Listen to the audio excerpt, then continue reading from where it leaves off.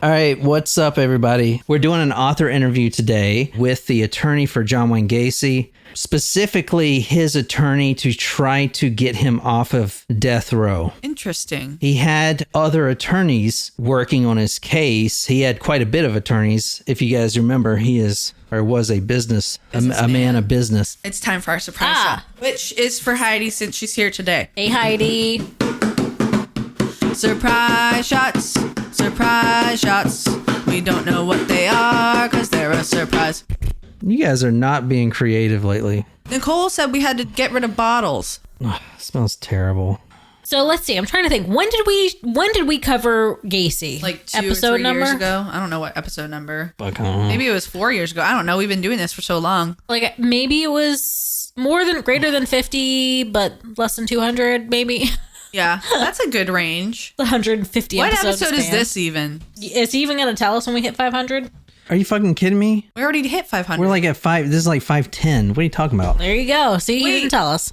We hit 500. We didn't do anything special. We hit 500. This is like episode 510. Well, Do y'all even listen to this podcast? I mean, This is episode 507. okay. Well, shoot. It's awkward. Oh, it's Heidi's birthday tomorrow, too. oh, Well, that happy worked out. birthday. Nice. That worked out well. So let's get started on this. December 11th, 1978. It was a Monday at Neeson Pharmacy. A 15-year-old boy named Robert Peist. This is Neeson Pharmacy right here, and the employee, 15-year-old Robert Peist right there. He was saving up because he wanted to buy a Jeep Wrangler. He is working there until 9 p.m. At 9 p.m., the mother's going to be there, his mother, to pick him up because it's his mom's 46th birthday. At the pharmacy, there was a supervisor of PE Systems, which is a subsidiary of PDM Incorporation. Which was Gacy's company. The supervisor that was there and one of the only employees, the owner of it, he was there quoting Mr. Neeson on getting new cabinets and shelving. His firm specifically specializes in pharmacy design and construction, so he's perfect for it. Mm-hmm. Now, he got there around 4:30. He left, but he had to come back because he left his appointment book. He gets back around 8 o'clock. He stays around, hangs around. He's talking to the employees that work there, the teenagers, high schoolers, because Mr. Neeson hires high school kids to work there. 5 minutes till 9 o'clock, mom pulls up. Robert said he was finishing stocking, and then he was going to talk to this contractor that had asked him earlier if he wants to take a side job. He's outside in his car. He just wants to talk for a little bit, and I'll decide if I want the job or not. Robert did not come back from outside after 9 o'clock. Her family was perplexed when Elizabeth Nest walked into the kitchen at 9:25 without Rob. He went off with some kind of contractor to see about a job, she explained. She went to the phone and called Neeson's. Kim Byers answered, "Still no Rob." "Do you have any idea," asked Mrs. Nest, "who Rob was going to talk to?" Kim told her that the man's name was John Gacy. Mrs. Peist and the Peist family never saw their son again. Tonight we are talking about John Wayne Gacy. John Wayne Gacy is named after the Western actor John Wayne. Through his career as a serial killer, he's killed at least 33, but probably many more, young men and boys between 1972 and 1978.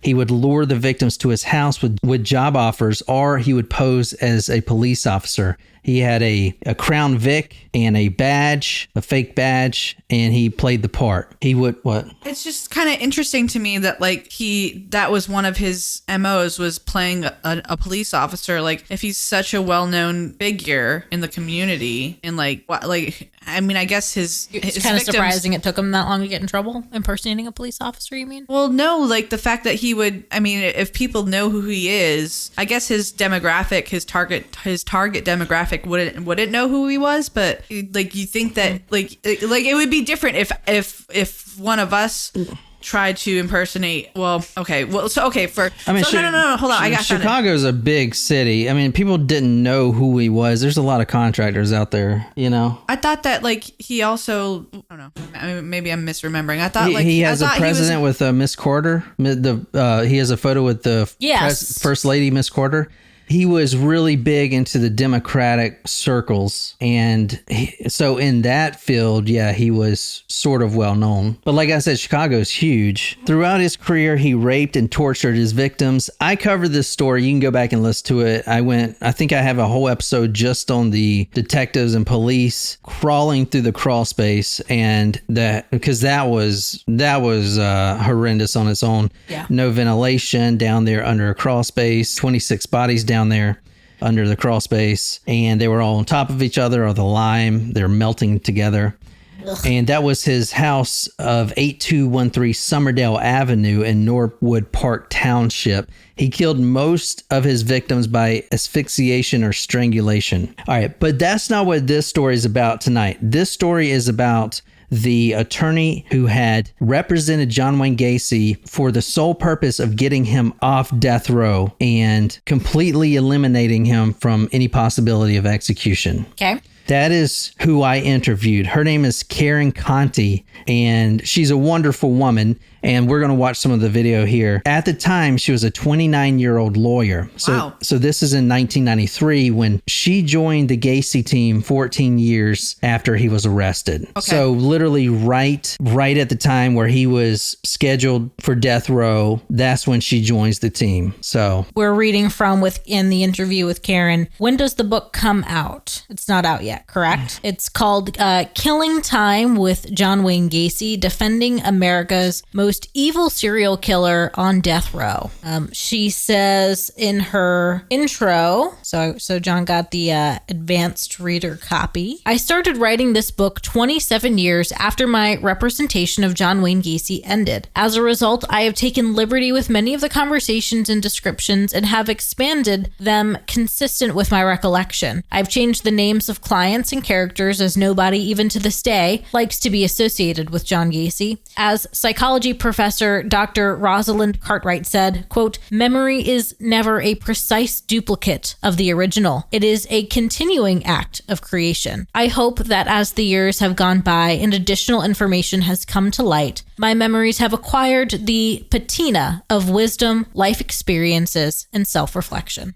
I like I like that quote that she put in there about the memories, because it's true. But you know what they say, every time you remember something, you're not actually remembering the direct event, you're remembering the last time you remembered it. Oh. So that's why I didn't know that. Yeah, so that's why they say that memories are not like distorted or something. Mm-hmm. That is really interesting. Yep. All right. Well, I feel like that's right, because when you say like what's your youngest or oldest childhood memory, what I know or what I think I remember is like probably a home video. Oh yeah, that's a good idea. Yeah. Like I don't really know what my actual first memory is, because I do remember like some childhood moments from home videos. Karen Conti was 29 at the time. She was a litigation lawyer in Chicago. She's been wanting to do law since she was 7 years old. Wow. And she has been adamant that capital punishment is not the answer. And that is what this book basically revolves around. So if you believe in capital punishment, if you read this book, you just got to keep your mind open, because her whole stance is getting not only John Wayne Gacy off death row, but abolishing capital punishment. She had told me in our interview that we're one of the only countries that still embrace it. And even some of the third world countries look at us doing capital punishment and they say, like, how could you be so brutal? Anyway, in her book, she talks about she was 7 years old and she was listening on the radio, her and her father, and a segment about capital punishment came up. Now, her father did believe in the death penalty, but at 7 years old, Miss Conti questioned, well, wouldn't you killing someone because they killed someone, isn't that still murder? And she remembers that as one of her first childhood memories in regards to wanting to be a lawyer. Mm-hmm. I do want to ask you if you've ever had doubts, because you, in my opinion, had an impossible mission. Did you ever have any doubts? Well, I don't believe in the death penalty. I never did. And as you said, since I was 7 years old, I found that it didn't make sense to me, to my little 7-year-old brain, even when my parents probably were both, in favor of it. And maybe that's because I'm an empath. I really am an empathetic person. I always have been, even since I was a little kid. So maybe that lends itself to it.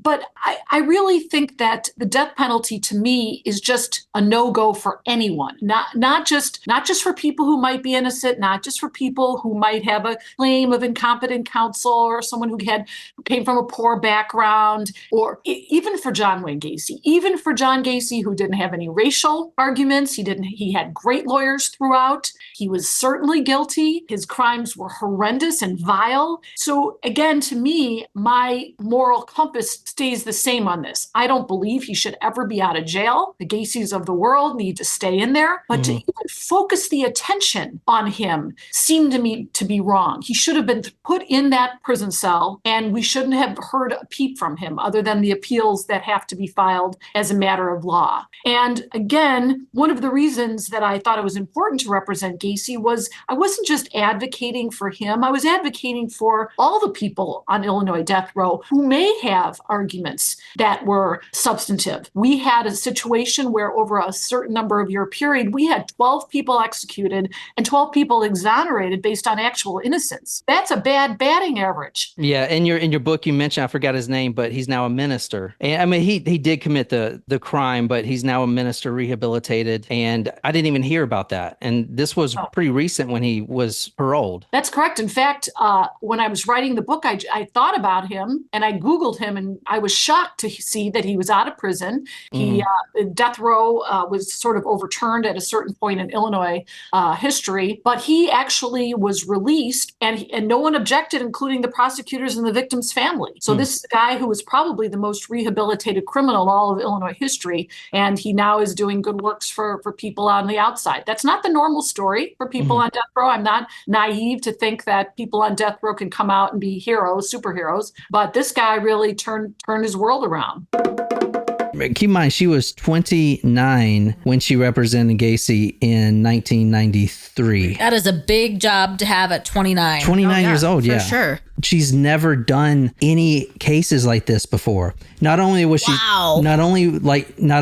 29, her and her partner had their own practice at 29. And before this, she was doing law work that she didn't agree on or even like. It was, for companies, insurance policies, stuff like that. Corporate law. Yeah, corporate law. So she was 29 when she got, I mean, this is huge, and it's also, as you'll see, like, think about yourself, a female, all you females out there, you're 29 years old. You're not only representing one of the most notorious serial killers, your name is on every paper in the nation, but you're also walking through the halls of death row where the inmates are out and about in the common area. They're all staring at you. There's times when some of these killers would come up to her and talk. Hannibal, remember that scene in Silence of the Lambs? Like for instance, the minister I was telling you about. Yeah. He actually, before he was a minister and everything, he got exonerated off death row, or he got they put him off death row. But he's out now in 2018, I think. But he came up, and he's a big, imposing man. He came up to her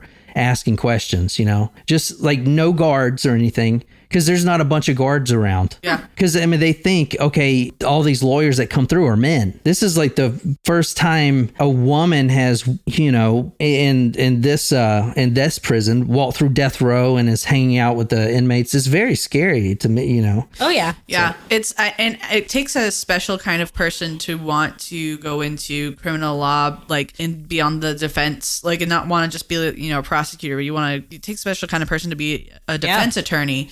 Especially for someone who is on death row and someone who's fighting against the death penalty. It's also very interesting, like, just going to say this one thing, not politicizing the whole thing, but like people that are on one side of this argument, the death penalty argument, or typically are on the opposite side on the reproductive rights argument. All right. So Karen's lifelong passion before she even got out of high school was true crime, just like many of you guys reading about serial killers. She actually had to convince her partner, which later became her husband, that they should go in and do this. He was on the fence, but then she said, quote, "Don't you want to know what it's like to stare evil in the eyes?" So she's the one that initiated the first contacts with John Wayne Gacy. She also called John Wayne Gacy the, quote, poster child for the death penalty. And that's true. I mean, this guy has killed 33 boys. There's honestly like no better candidate. Yeah. Right? Yeah, for, at the time, for yeah. the death penalty. Like if you're going to execute somebody, make it the person who's executed 26 people. We're talking about Karen here, and we're going to get back to the video here. And it's not all about the death penalty. I asked her pretty intense questions about Gacy too, getting inside his mind and even spoil it a little bit. I've never heard this before, but there's a high possibility that he didn't do this alone. Oh, interesting. Yeah. So we're going to talk about that. But her father, going back to Karen, her father was an actor in Hollywood. Oh, okay. And a comedian. She was the middle child, older brother, younger sister. She first heard the word John Wayne Gacy when she was 14, when they were hunting for Robert Pice, the story I started with. By the way the media portrayed them, homo, queer, etc., could almost be deemed responsible for their own deaths because of their lifestyle choices. So in the papers, if you read about John Wayne Gacy and stuff like that, and John Wayne Gacy and killers like him, they use these strong words to describe him, and it almost puts blame on the victims. Well, you know, these boys were queer, so, you know, they had it coming type of thing. And that really, really ticks her off, hearing that. She was never afraid of meeting John Wayne Gacy, quote, as a potential victim. I was not his type, end quote, because she's a woman. Right. Mm-hmm. And he also would not harm a person he could use and manipulate. Oh, interesting. John Wayne Gacy is the textbook example of a sociopath. So I was really wanting to also know, you know, did he try to manipulate you in some way? In fact, when they first started talking, her name to him, you know, as she was representing him, wasn't Karen or Miss Conti or whatever. It was Dollface. Oh, God. So that sounds right there like a term that you can manipulate someone with, you know, a term of endearment to get them close to you. You know what I'm saying? Yeah. Mm-hmm. So it must have been really scary to be with someone like John Wayne Gacy. You're not only advocating for anti-capital punishment, but you're also doing it for probably one of the worst serial killers in existence. I know, and you've written in your book all the hate mail, all the phone calls, all the stuff. I mean, I cannot imagine what you had been going through even back then. Are you worried about any of that hate coming back up with this when you released the book? That was actually a big part of why I hesitated for all these years. It was really a traumatic thing to represent somebody on death row. I donated about $250,000 of free legal services. I had all this hate mail. Even judges and lawyers would shun me and treat me differently. And so, yeah, I did worry about that. I also worried about the victims' families. I mean, they've had to put it to rest for the last 30 years. And I know that when you bring up this issue again, it's going to maybe poke a wound, that has already been that's trying to be healed. So I had all those worries and concerns. But at the bottom line is, after all those years, I'm now looking back at what happened. And I'm now, with all the wisdom of my older years, I'm looking at this as a story that I think is important to tell for purposes of capital punishment, which is no longer an issue in Illinois because it's been abolished.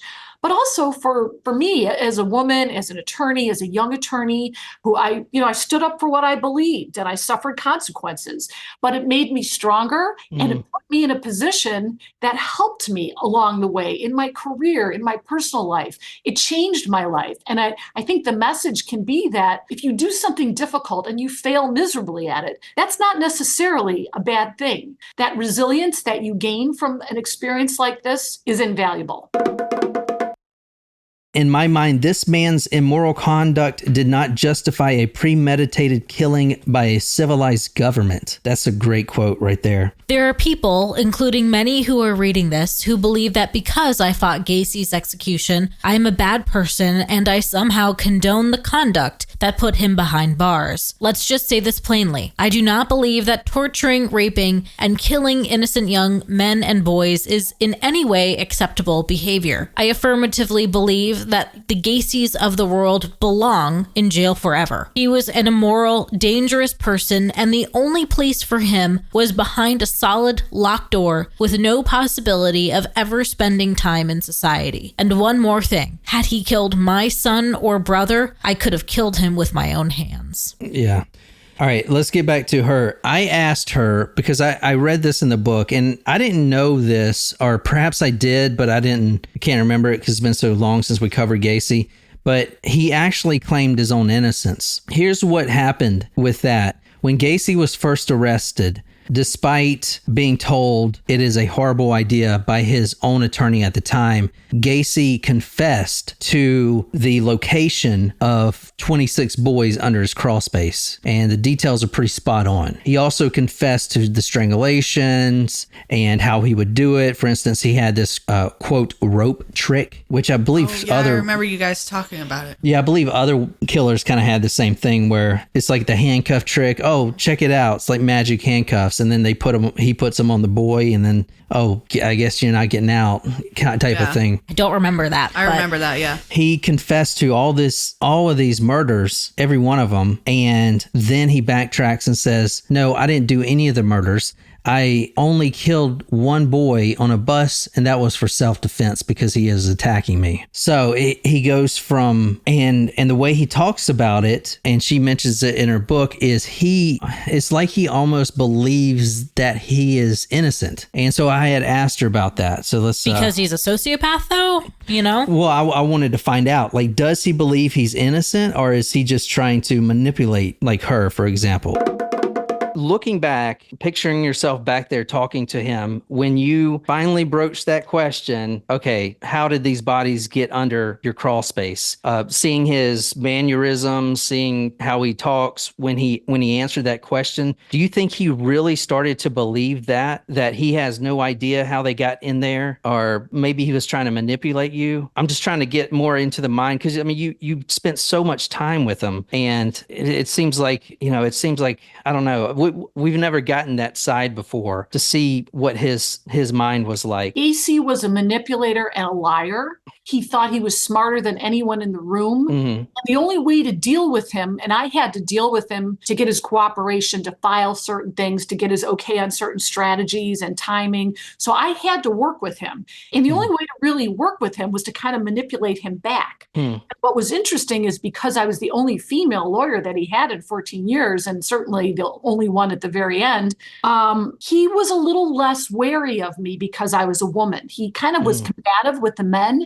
And so with me, he was a little bit freer with his emotions, to the extent he has any true emotions, because sociopaths, as you know, don't really have a true set of emotions. They kind of mimic what they think other people want to hear and what makes them look good. But yeah, I think he was in denial. I think for so many years, I mean, you remember at the very beginning when he was first arrested, he confessed to his attorney, and he not only confessed, but he recounted the bodies, where they were located and where he abducted them and how he killed them. So he had an amazing memory for all of these murders, which were to him, a happy thing, I guess. But for me, by the time I got to it 14 years later, he had reiterated over and over that he's a victim. And the only thing he did was guilty of was running a cemetery without a license. That was his big joke. And, he wasn't going anywhere. He wasn't going to tell us anything. That was really disappointing, because I wanted to hear it from him, especially at the end. Come on, John, tell me. Come straight with me. Just tell me, right? And he never did. Yeah, crazy. Running a cemetery without a license. One way of putting the fact that you have a bunch of dead bodies in your crawl space, but okay. Yeah. 26, that's so many. Yeah, so 33 was the total number, 33 plus. 33. But for instance, Robert Peist wasn't in the crawl space. He was thrown off a bridge, which makes a lot of people think that there was a lot more than 33, because, how many did he throw off a bridge? Right. There were also, I believe, 6 or maybe 8 of the crawl space victims that are still unidentified. They have no clue. And that, so 26 under his house, and 6 of those are still not identified. How many other kids did he kill that no one, you know what I'm saying? So no one knows. And he's dead now, obviously. Yeah. I asked her, what's it like working with this guy? Well, a couple words that she said, a quote, aura of unhealthiness. He was, and you guys know what John Wayne Gacy looks like, right? Mm-hmm. He's overweight. Quote, the word dumpy came to mind, end quote. Nothing attractive. Even his blue eyes were flat and lacking in depth or warmth. Usually talkative to the fact that he doesn't even want to waste 1 second. As you'll see in her interaction with him later, they get scolded. Her and her partner get scolded because they arrive late at the meeting. Get scolded by Gacy. Yeah. You know, he doesn't want to waste even a second. He's always talking. He is intelligent, but uneducated, and he would jump from topic to topic. He's haughty and thinks he's smarter than everyone else in the room. Arrogant, yeah. Very arrogant. But Karen did say in her book that somewhere in all that I just explained, there is a charm there somewhere. Greg then asked a question that I thought violated all codes of how to deal with the serial killer. Hey, John, have you ever seen Silence of the Lambs? Gacy nodded. Sure have. Great movie. Did it scare you? For that, Greg received an under-the-table kick from me. With his vacant blue eyes, Gacy first looked at Greg and then turned to me with a frown of mock puzzlement. He put his head down and shook it in the negative. Nah, I wasn't scared. You have to understand, you guys. When someone like me watches a movie like that, I'm rooting for the killer. What the? I mean, I guess it's true, right? So they're bantering, and she'll talk about how he's got a very dark sense of humor. Even going to death row, even moments before he's executed, the humor still pops up, you know. Do I have a big fan base outside type of thing? He's always wanting to quip.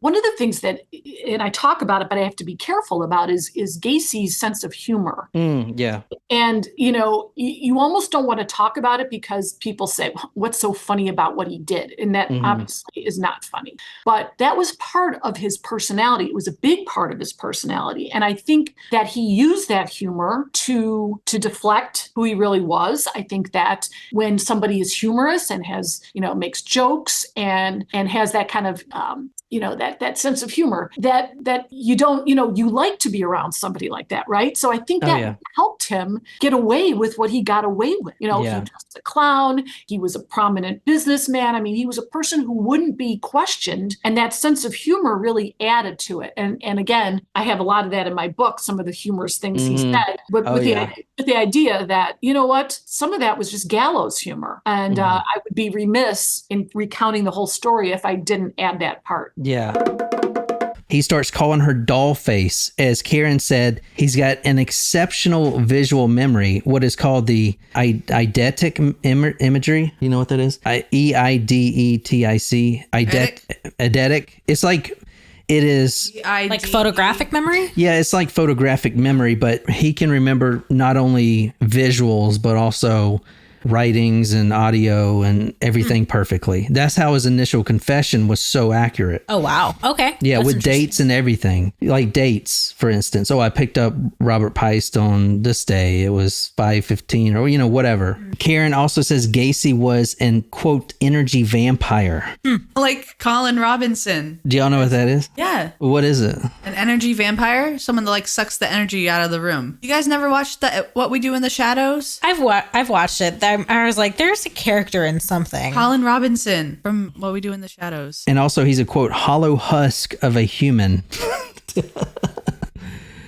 He's also a very hostile man. I don't like that. Him being hostile and very demanding also lets us kind of see what it was like with the victims. He's charming, he's laid back, and then all of a sudden it snaps. Just because we were familiar with the drill conducted by the disdainful prison guards did not make it less humiliating and nerve-wracking. Nothing happened quickly in this building and no one cared. It was well after 11:15 a.m. when we were finally admitted by the buzzer into the condemned unit visitors' bullpen. Only about 5 guests were visiting. All appeared to be friends or family of the inmates. Gacy was in the same cinder block wall cubicle as before. He appeared to be very agitated. Where the hell have you guys been? He demanded. His face was red. His brow was visibly wet with sweat. I told you to be here right at 9. He was not just agitated. He was hostile. So this was the anger I read about. So there you go. His mood changes were extreme. Once he showed them, quote, and this is something that no one's ever heard,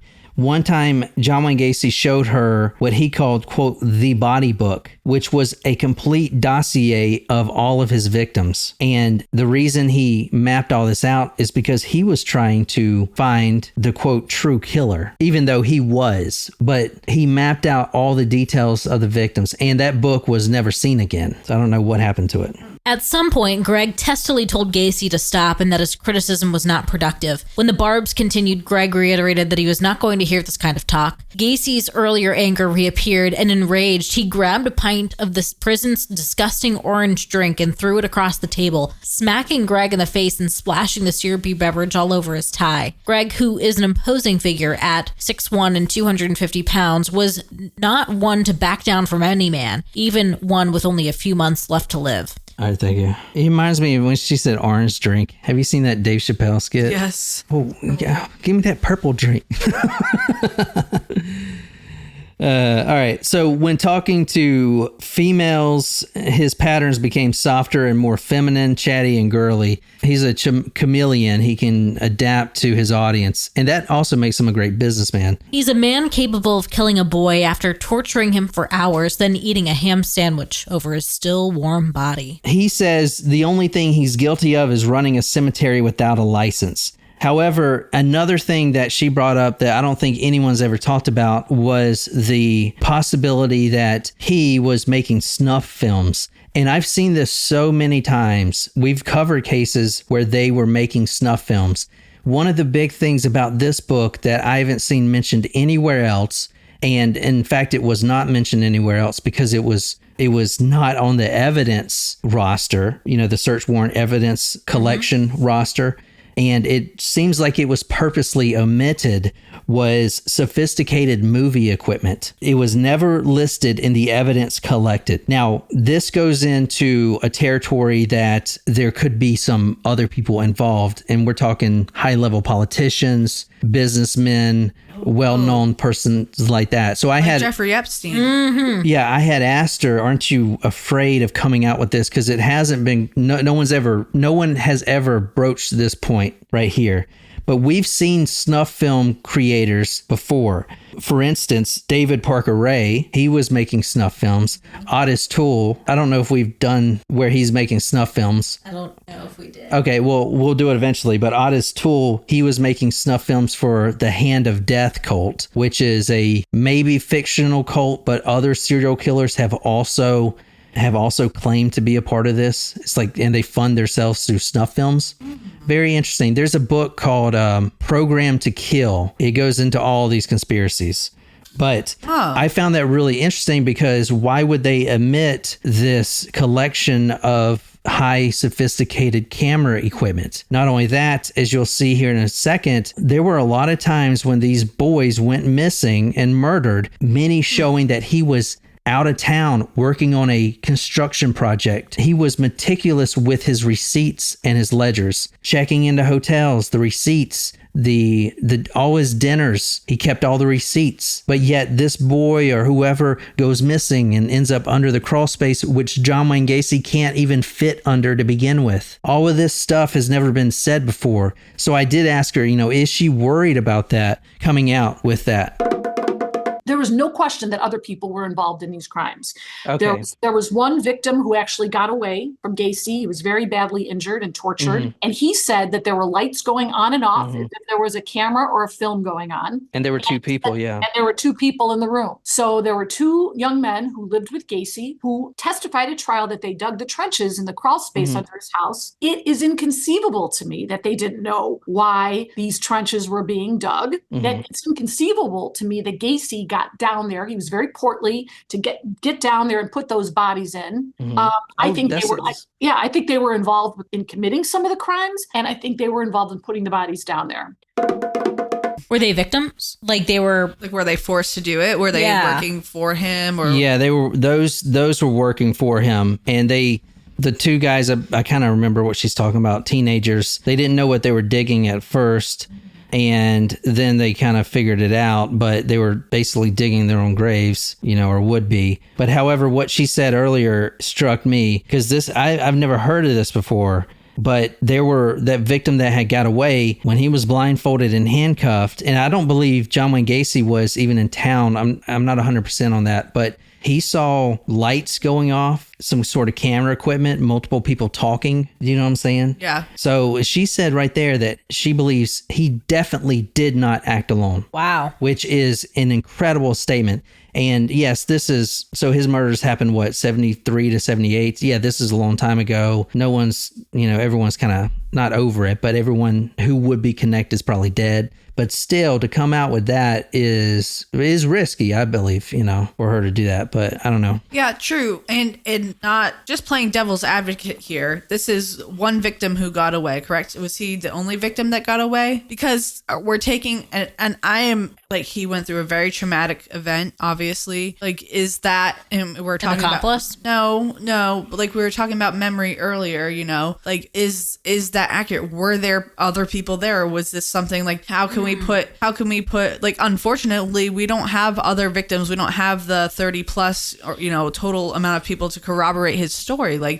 And yes, it's likely that he was not working alone totally, or maybe the other two people that were in the room were the people that were living with him that were, maybe they had to do this stuff, but this is one person's story. Well, so you don't think maybe there was I'm not I'm just saying you have to think about all kinds of different things when you have one person to go off of it, because we have this one victim. Like, they could say anything. Well, let me put the other side to that. We know John Wayne Gacy is an incredible businessman. In fact, this is going to come up because it was in her book. Karen and her partner weren't initially hired to be representing him to get off death row. John Wayne Gacy hired Karen to take care of his business ventures in prison. There were two. He had, and what I'm trying to say here is snuff films would make him a lot of money, and he had a lot of connections. So this would be something he would do. He had two ventures in prison. Obviously, his art, decorations. Right. He's an artist. And in fact, in Charleston, the art came down here. Yeah, yep. Yeah. And not only that, he actually set up a 1-900 number in prison that had his recorded voice claiming his innocence. And that 1-900 number, people would pay to call in. So he hired 900 Mix-a-Lot. Kick them nasty thoughts. He hired Karen to fight against the prison system for trying to stop those business ventures while he was locked up for 14 years. And so he can recover the money that he was making from these.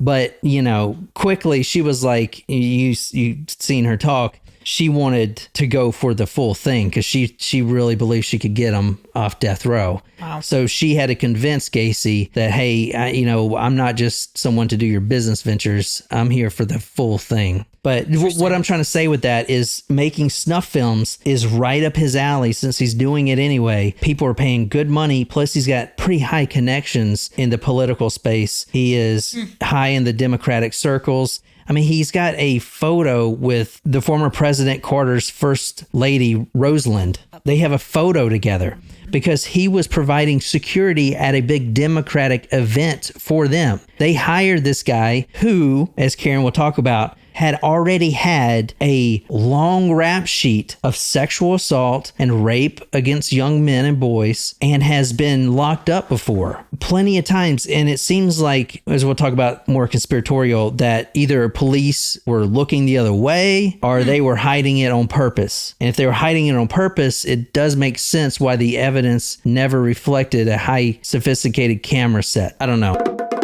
I don't think anyone's said that before or came out as an expert and said that, but there's some potential backlash because these claims it could have been higher politicians or higher people in power involved. Are you worried about that? People reading that in your book and getting any type of backlash from that? When these crimes were committed, it was, the mid 70s to late 70s. So a lot of these people are dead who were in power at the time. But, if you look at the facts and and you look at the fact that he was incarcerated in Iowa for sodomizing a young man and then threatening. There were some other possible charges in Iowa that I'm now learning happened, but they were never charged. Then he comes to Illinois.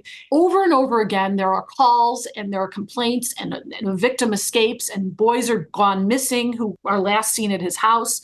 And the police just don't connect the dots. Now, again, it was a different time. We didn't have the way of tracking missing boys in different states and connecting the dots. But still, why was this guy in politics? Why was he allowed to stand next to Rosalind Carter? That's one of the most famous pictures.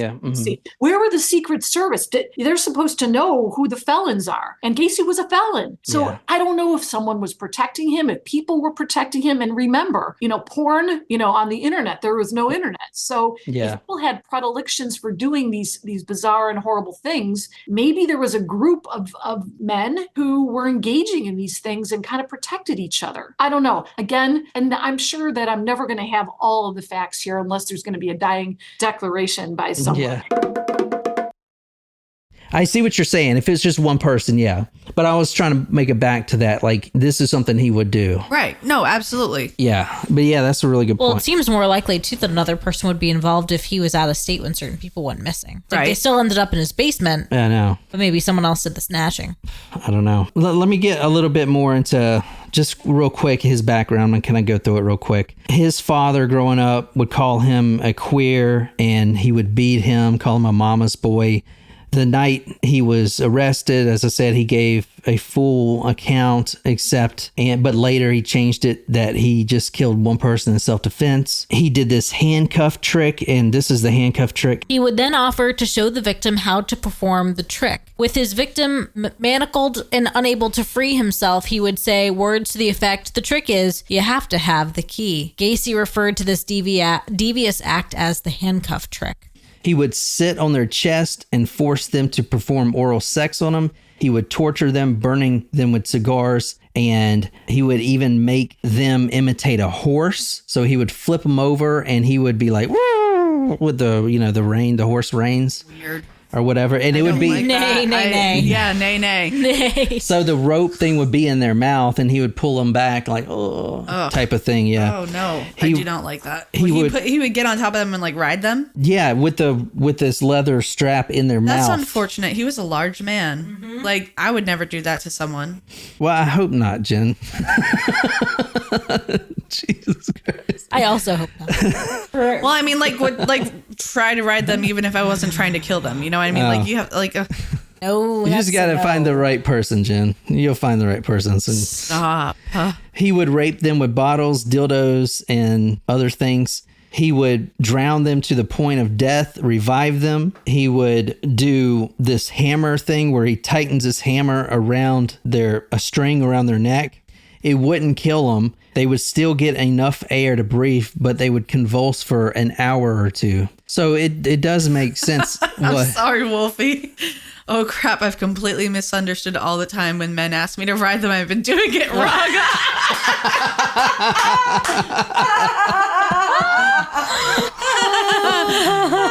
If you... That's funny, man. Let's do it right. That was fucking funny, man. Oh, my God. He was tried under insanity, although he hated that. He said he was not insane, but his lawyers tried to push the insanity defense. So, JW, your defense was insanity. Let's talk about the evidence the jury heard. John told us he did not want to talk about the trial. It was a travesty of justice. Anyone who knows me knows I'm perfectly sane. I was working 20-hour days, building thousands of buildings, making lots of money, employing hundreds of people. All those bullshit shrinks didn't know nothing. They said I had multiple personalities. Total crap. This is pretty interesting right here because he said he was so adamant that he's not insane. It's almost like he wanted to fully claim all those victims. Like, these are the ones I did. There was 2 teenagers that went missing and were found dead. And the state tried to blame John Wayne Gacy for it. And he just threw his hands up and said, "This is bullshit. This is, don't blame me for this. I didn't do it." Very adamant. even though if he would have done it, John Wayne Gacy would have been 14 at the time. So they were trying to blame missing people on him to get him off the sheets, to get the murders off the sheet. But he was real adamant that these are mine, nothing else. Like like a serial killer, like almost like a trophy. Like these are mine. Well, that's kind of like less sociopathic, I feel like. Maybe if he was a sociopath, he would have been like, yeah, they're all mine. Does that make sense? It does. But also he claimed that he was innocent except for the killing of Timothy McVoy, a young man who was on the Greyhound bus station. And that's when he, quote, stabbed the fucker because he felt threatened for his life. So that's the only killing he's done if you ask him. Interesting, because that is definitely not like the MOs of all of the people that were found under his house. He has no idea, quote, who those bodies were, end quote, beneath his crawl space. This waffling view of his father was seen by psychiatrists as lack of integration. Most of us have a code or rudder that what we say consistent for the most part. So when you get to know someone, you can generally predict what they think and how they're going to react. Gacy had no such compass. He said the first thing that came to his mind or what he thought someone wanted to hear. I also say the first thing that comes to my mind. That you do. We know.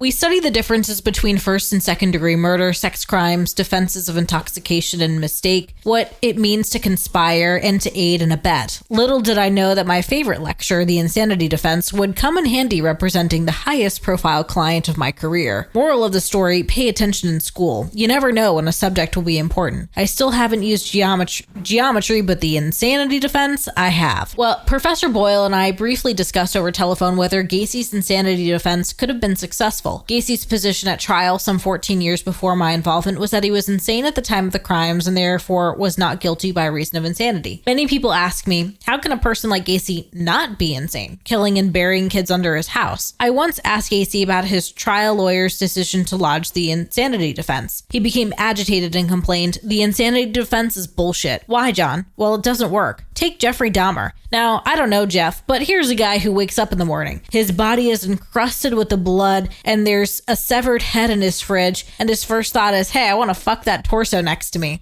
If that guy isn't insane, I'd hate to run into the guy who is. Gacy could not have said it better. The insanity defense is not very useful to killers. Yeah, it didn't work for Dahmer, obviously. Right. I mean, I didn't. Very interesting. Yeah. I mean, but I say that all the time. It's like, well, don't you kind of have to be crazy to like be murdering all these people? Well, so all right, the insanity plea is more complicated than he's crazy. There's two parts of it. Number one, you have to you cannot know the difference between right and wrong. Okay. And number two is you have no control over what happened. Like you don't remember it, or you were in a psychosis or whatever. Okay, so in those conditions, yeah, neither of them would. Yeah, Jeffrey Dahmer knew it was wrong because he specifically went a whole year without doing it because his religion. Right. So, I mean, but the insanity defense works for, like, you remember that guy in, like, the Greyhound bus guy? Yes. Right. He was in a state of psychosis. He was in a state of psychosis. So no matter if he knew right or wrong or not, that doesn't matter. He has no idea what happened. Okay. So he is insane. Also, the guy in Canada, the kid that stabbed 5 friends at a party in like 30 seconds, killed all 5 of them, and then got released for being insane. I like vaguely remember. There's a lot of Canada cases that I'm like really okay with this. Yes. At the very beginning of our podcast, we had a stance on Canada. Remember? Yeah. Sure do. I think we still do. Like, my stance on Canada still lives on. Okay, I've been meaning to ask you, JW, what's up with the clown obsession? You seem to identify with... They called him JW? Looks like it. Yeah, JW? JW. Well, I know those are his initials, but I didn't realize they called him JW. His voice changed to its softer edged version, and he became animated. He told me that he always loved clowns in the circus because they were so sneaky. They were always up to no good. And kids just didn't expect them to have hand buzzers, flowers appearing from behind their backs, or water squirting from their noses. He told me he was very careful in how he applied his clown makeup. Why he used certain colors and an upside down grin with sharp corners at the rounded rather than rounded ones. He thought sharp corners made for a scarier appearance, which he favored. Jesus. He was talking about that sometimes when he goes and does a clown performance at a birthday party or whatever, that sometimes... Oh, go ahead. Sorry, I'm reading because it doesn't say what to read.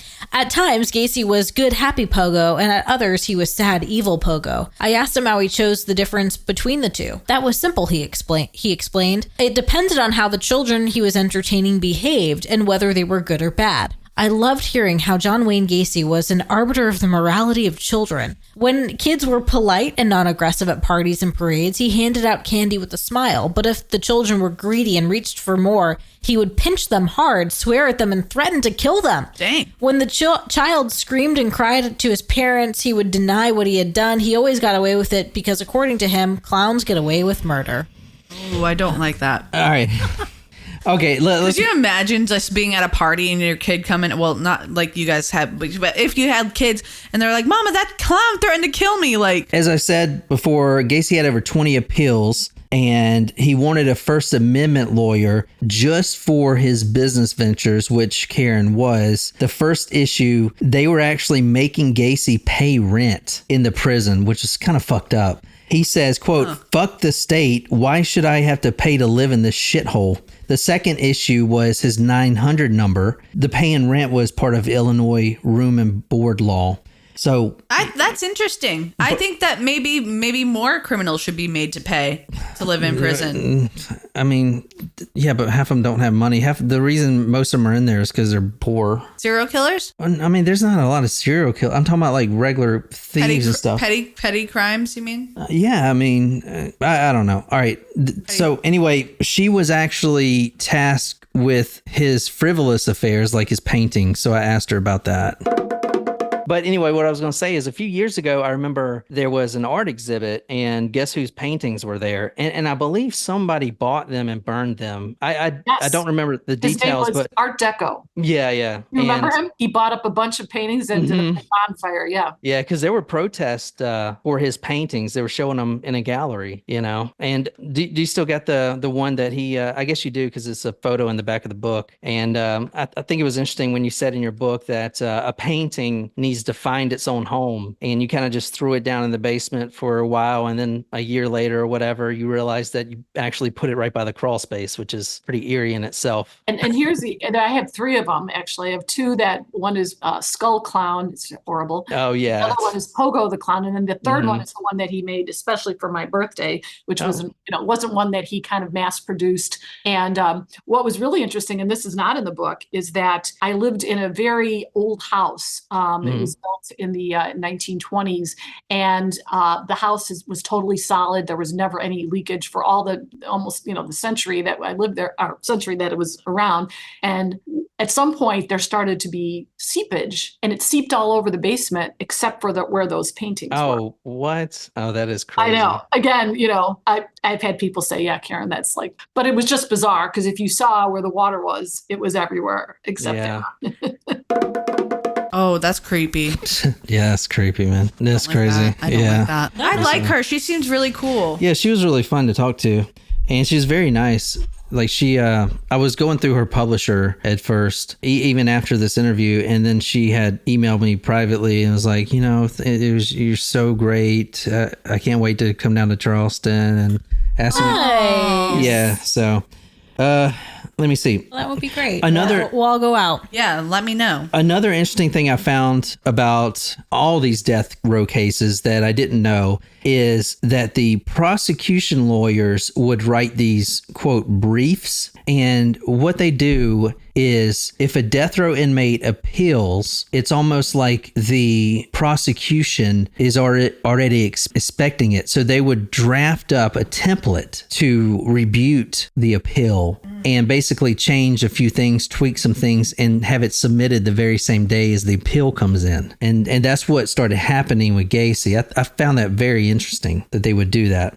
Anyway. It's kind of like copy paste and you just change the facts about each case. Yeah.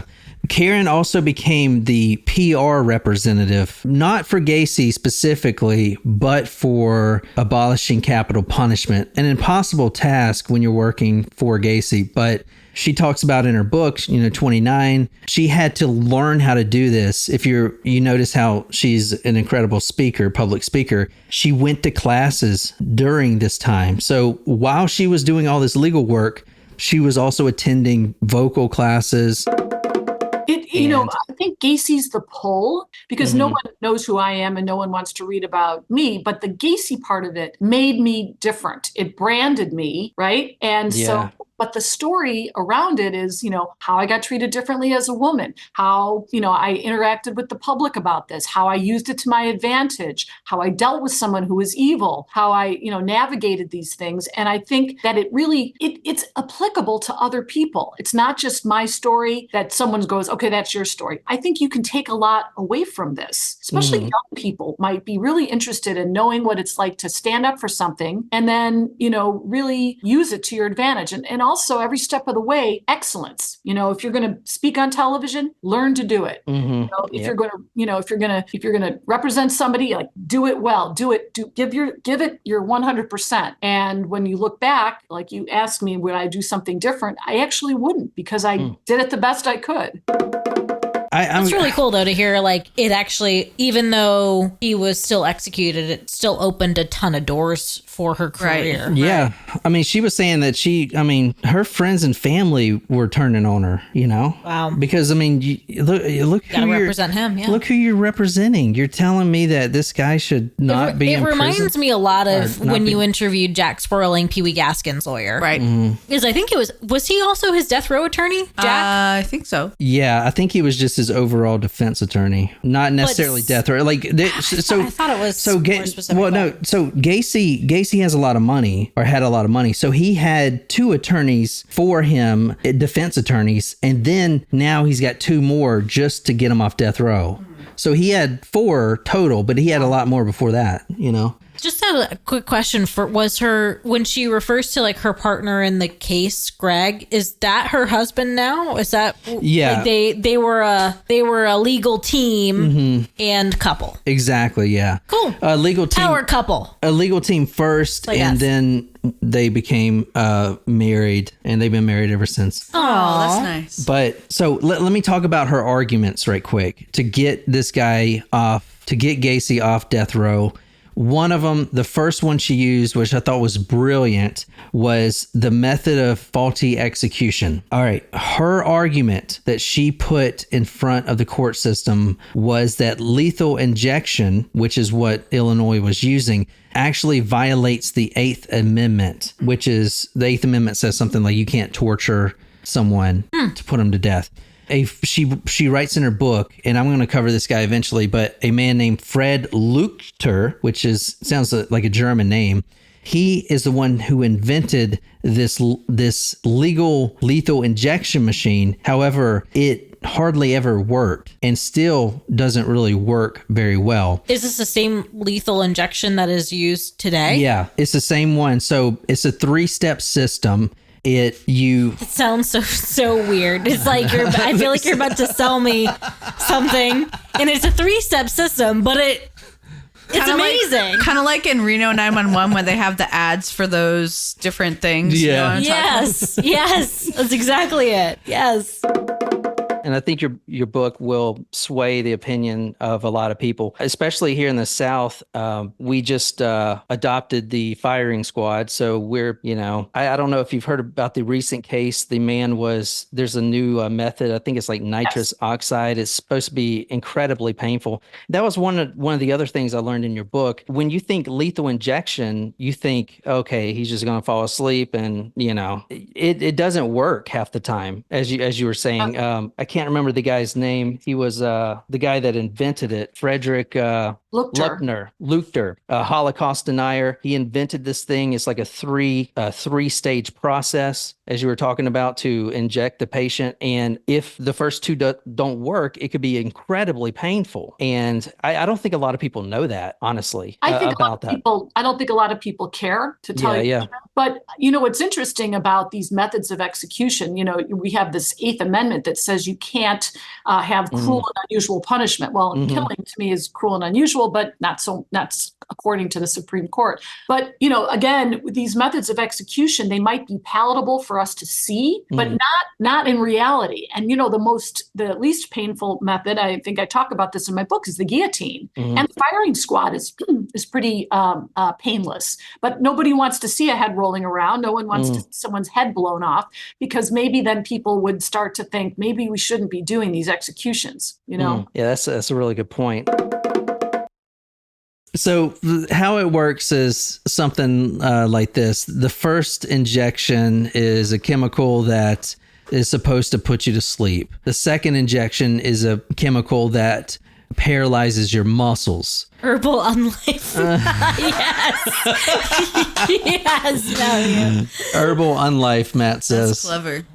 And the third injection is a chemical that actually puts you to death. The reason they just don't do the third one first is because no one wants to watch someone being put to death with just that third one, because it's so painful. And so you're watching someone flop around like a fish because this chemical is burning their insides out. Yeah.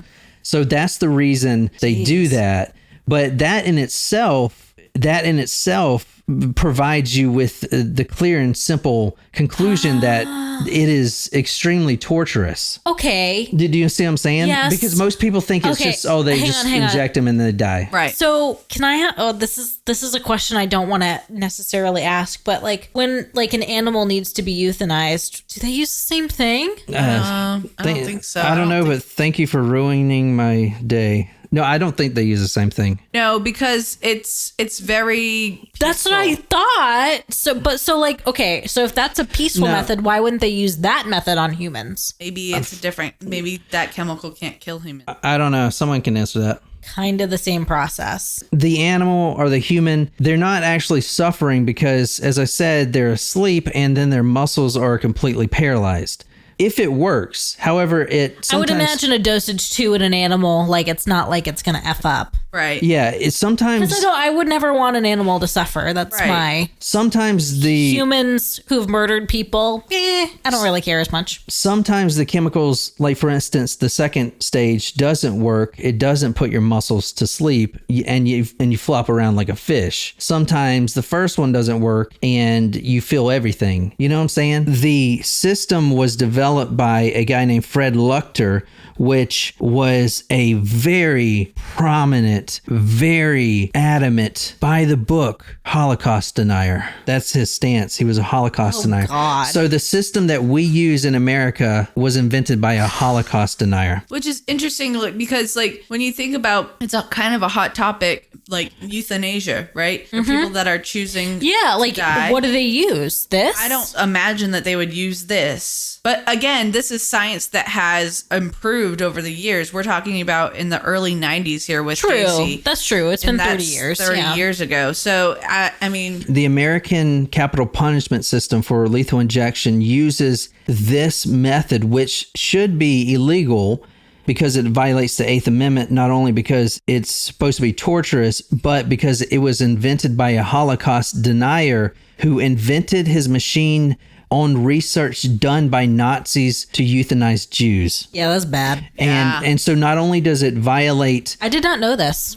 Not only does it violate the torture law, it also violates international law as well. When was lethal injection made the premier, if you will, or the chosen method means of execution? Of execution versus, like the chair or it depends on the state. Or firing squad supposedly is the most humane. But yeah, I don't know if you guys have been watching headlines, but there's a new method that includes like nitrous oxide gas. Which is supposed to be very painful. It's very painful. And I mean, the guy's a murderer because someone was tested on it and he survived, and it was... Nitrous oxide, like laughing gas? No, it was... I don't know if it's nitrous oxide or not. That would be a way to go. That's what I'm saying.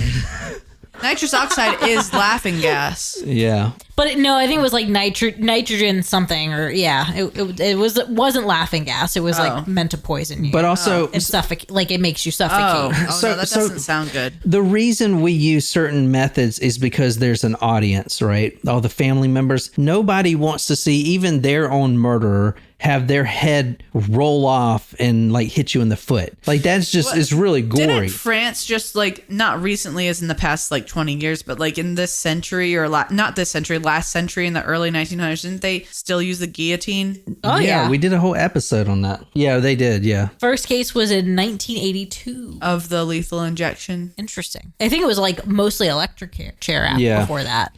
All right. So, well, interesting that they use the lethal injection and then but like we're talking about Holocaust deniers, correct? And nobody deserves to die like that. I mean, you know me, I'm not pro death penalty, but what about like gassing people to death, like the gas chamber? Like would that be more or less humane than lethal injection? yeah, but you got to remember, like, it's not for them, it's for the audience. Like if you gas someone, they're going to be yeah, no, the audience doesn't want to see that. They just want to see someone alive and then dead. They don't want to see them moving around. There shouldn't be an audience. That shouldn't be allowed. Well, it's for they filmed, and I remember watching Timothy McVeigh's Lethal Injection on TV. Yeah, I mean, that was broadcast. Yeah, man, you got to keep in line. So I do not remember him. Remember they hung flailing around or anything like that. Saddam Hussein was hanged, and that was live. Yeah, remember he was he was flailing around. If I remember correctly. Yeah. Was that on American TV or it came on the internet after?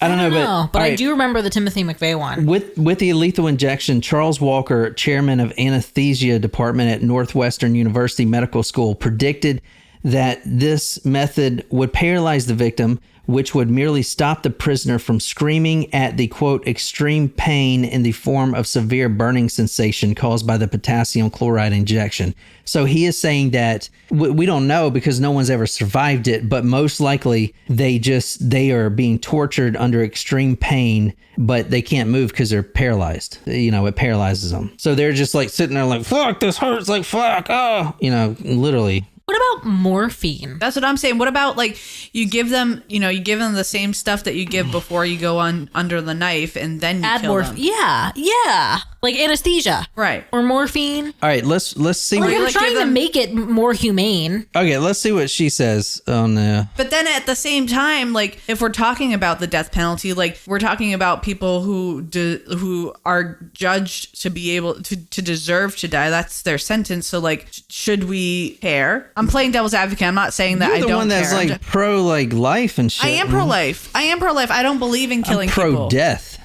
I don't believe that I don't believe in killing people. I don't. But again, like I said, you're not. So you're glad the abortion law was. No. Let's not get into this, please.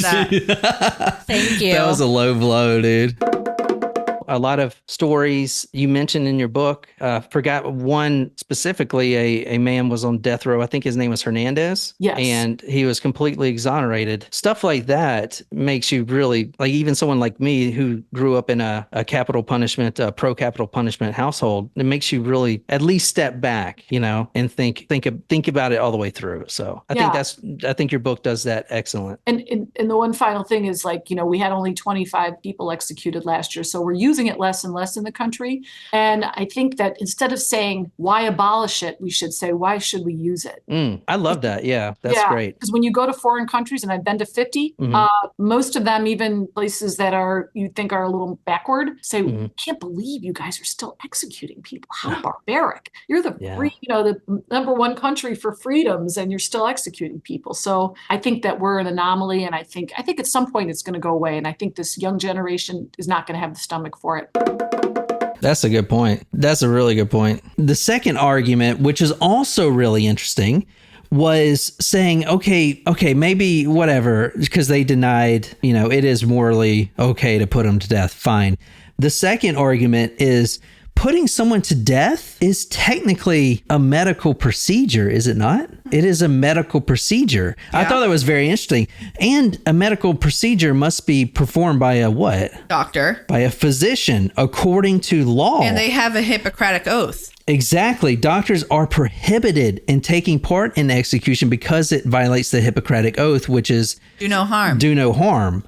So this is a catch-22. That makes perfect sense, does it not? And that was an incredible argument she put forward. That is. So the commission, Inter-American Commission on Human Rights, agreed with her.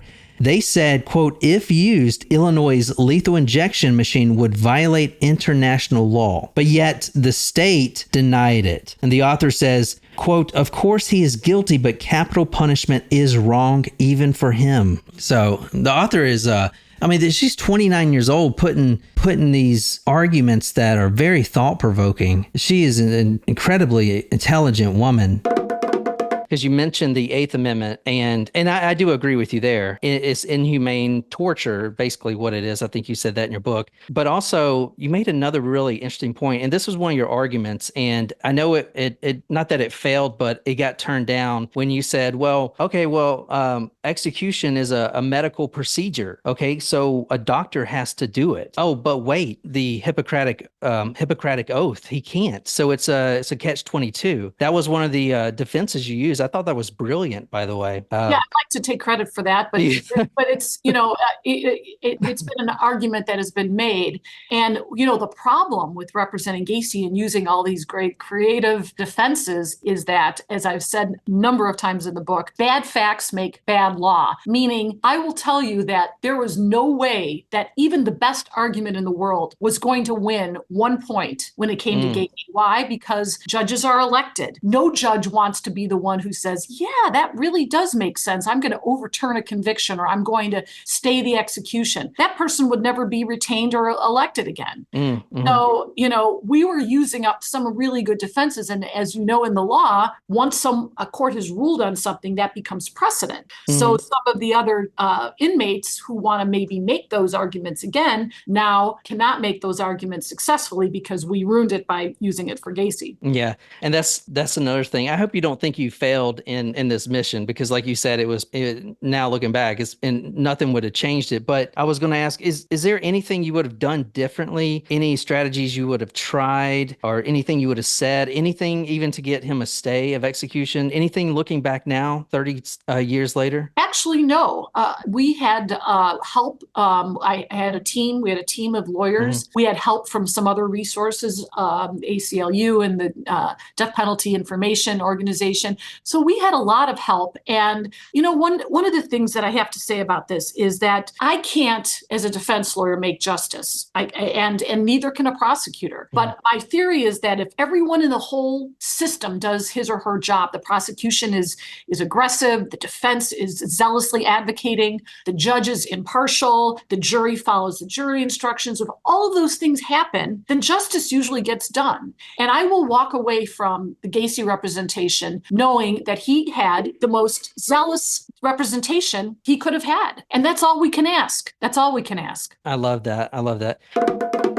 Argument 3 was Gacy needed a new trial, new sentencing, and new evidence review. But none of that worked, obviously. So now we're going to May 9th, 1994, the night before the execution. And this is what Gacy says. How many thrill seekers are out there on the lawn waiting for me to die? He asks, basking in the idea that he still commands the public's morbid interest. More than you killed, John, quips the tallest guard, causing the rest of the group to chuckle nervously, welcoming the common relief from the tension of the day. The last meal, deep fried shrimp, French fries, and Diet Coke. So I guess he didn't eat KFC. Oh man, I thought he did have fried chicken. Because when you said that earlier, I was like, this sounds like Gacy, but we already covered Gacy, so I didn't guess Gacy. Stram, that's an excellent question. She asked, sorry, I might have missed it. Did she witness his death? No, she was not allowed, or any of his attorneys, something with the law, the attorneys are not allowed to be present in the execution. Interesting. That's a really good question. I didn't know that either until I read the book. I didn't know that, yeah. But she was up with them until they took him away. So then it's like family. I would say family and friends, but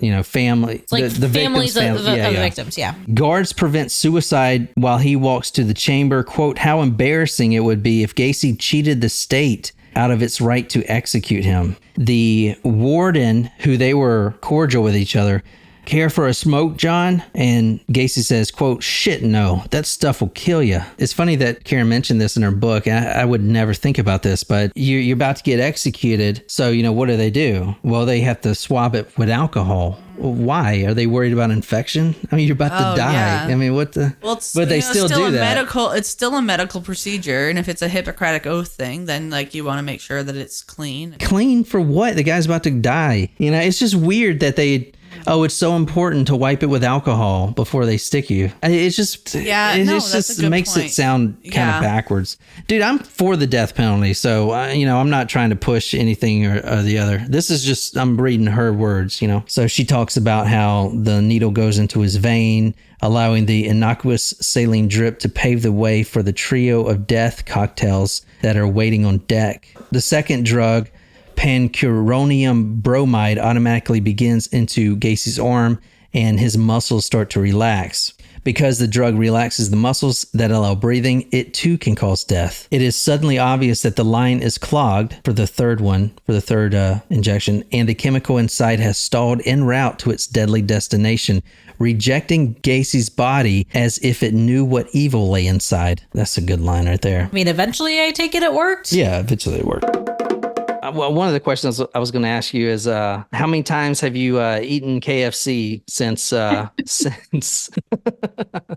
Well, I have to tell you that, I'm actually a very healthy person, and I did a bodybuilding competition a while ago. So oh, really?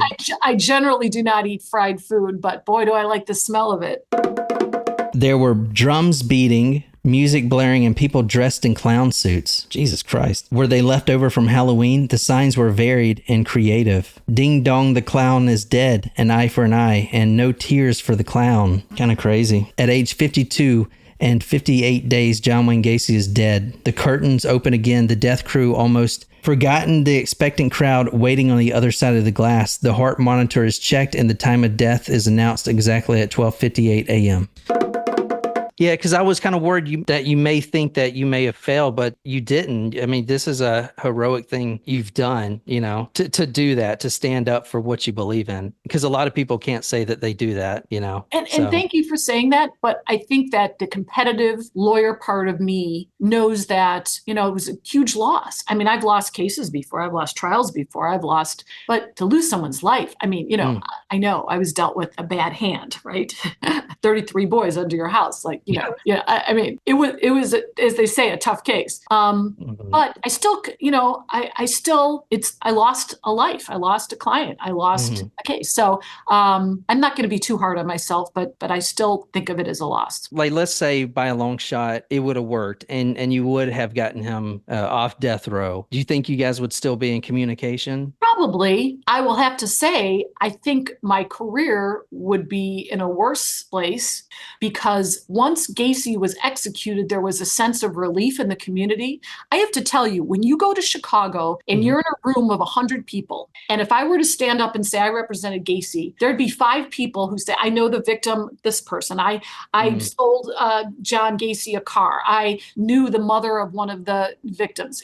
Everybody has a connection to Gacy. Everybody was relieved when he was executed. So I think that it would have kept the wound open, and I think it would have kept, I think it would have been a negative reflection on me instead of a positive one. If that makes any sense, I think losing the case is probably better for me than it would have been to win it. Well, I do think they should make a movie about your story because, I mean, you're really brave to take on that stance, not only trying to change the minds of America about the death penalty, but doing so with John Wayne Gacy. And that is seems impossible. But I mean, your book. Yeah, one of the reasons I wrote the book, in addition to a bunch of other reasons, is because I was approached by a movie house to do a movie. And I decided I'm not going to do that until I write the book because I want to tell my story the way it's true and the way I want to tell it. And if there's going to be some sort of docuseries or fictionalized account, so be it. I'm not super eager to do that. But I think that might be down the line. Yeah, it's a wonderful story.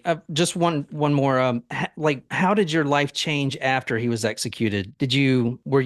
did you get your clients back? I know you said during your interaction and before he was executed, you lost a client that would have paid out $150,000, and that's your livelihood. I guess it got better after a while once the wound started healing a little bit and you got back to. Yeah, I think that some of the clients did not like our stance, number one. Number two, they didn't like being associated with us because we were associated with Gacy. And I think third, a lot of clients thought we were too busy doing all this, emergency work to really pay attention to our clients, which was not the case because we worked really hard to add that to our list and not didn't detract from our representation. But it was the best thing that could ever happen in my career. Why? Yeah. A week later, the dean of my law school came to me and offered me a professorship. This is these are reserved. It's a very good law school. These are reserved for like academics who go to Harvard. That wasn't me. And I taught law school for 20 years. Yeah. I got a radio show with my partner because we had done so much radio that they said, hey, you guys are great on radio. Now we have a radio show given to us. And then I started doing legal analyzing. And, interestingly, not 30 days after Gacy's execution, there was a former football player who took a drive in a white Bronco named O.J. Simpson, who now all of the CNN and people who knew me from all the commentary said, oh, let's bring Karen in. She's a member of the California bar and let's interview her. And so I became an O.J. Simpson commentator, which I love that. Yeah. So it was all these connections and all the things that I became good at, proficient at during Gacy all came to my benefit and still benefit me even now. Well, thank you so much for granting me this interview. Thanks. Yeah. I can't wait to see and hear the podcast. Thanks, Karen. So that is that story, man. So I hope you guys Very enjoyed. cool. Yeah. Very, very That cool was- interview. Yeah, that was so cool. Like I love these episodes where you get to talk to different people and hear different perspectives. We know she wasn't live right there. Yes, we're That aware. was previously recorded. Thank you for clarifying. Oh my God. Thank you so much. Yeah, all right. So that's it. And that's all I got. So I hope you guys enjoyed. We'll be back tomorrow, obviously, for headlines. And then stories coming up. I don't know if Sable's still in here, but I just got a book in that you requested. I don't know if y'all heard of a man named Rockefeller. One of the Rockefellers. He was Oysters Rockefeller? the Cannibal Rockefeller case. Interesting. Yeah. Yeah, but I can't wait to Okay. do that one. But I appreciate you guys being here. And yeah, that's all I got. So until next time, good night, you lovely, lovely people.